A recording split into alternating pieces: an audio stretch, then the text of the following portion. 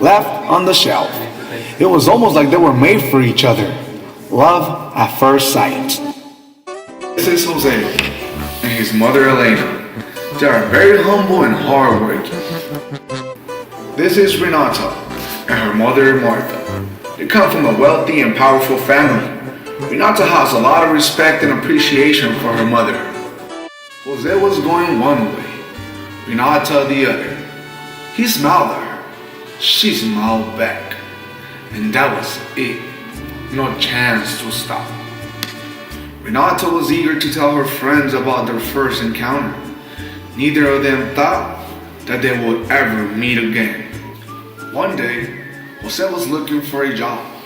He came across the Hacienda Los Robles. The servant, Juana, took notice of Jose's arrival to the Hacienda.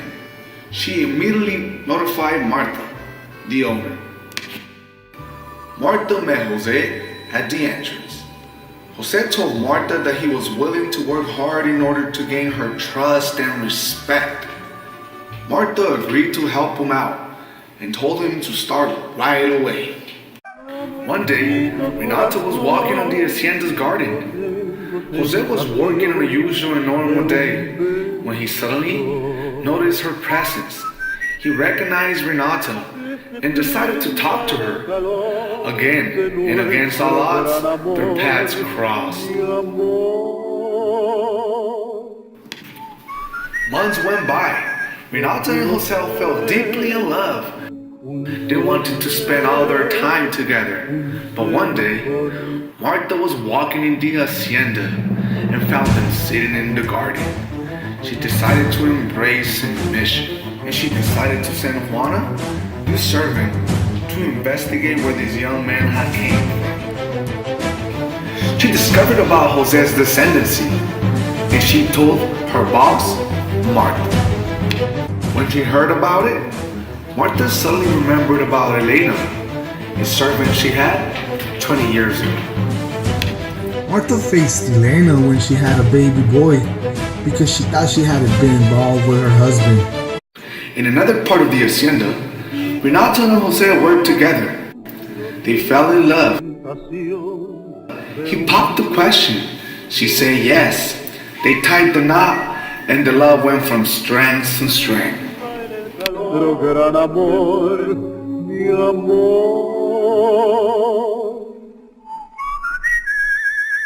Yo quiero ser un solo. Renata went to her mother and told her that finally she had met the love of her life, and she asked her for permission to be with Jose. Martha immediately denied the permission because she knew that they could be brother and sister. Renata disobeyed her mother and continued to be with Jose. But then one day, Martha revealed the truth and everything changed. A careless little action, a situation beyond their control, and against their will, they were forced apart, made to go their separate ways.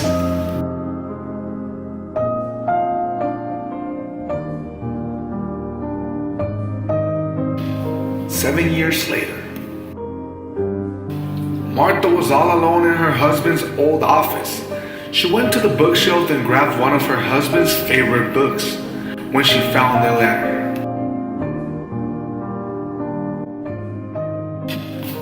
And it said the following.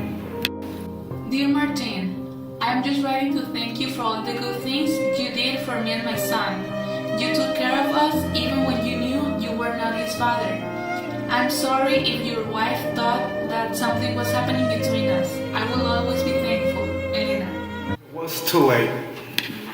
Renata moved to the city. She went on to new things, a new life, a new reason, a new purpose.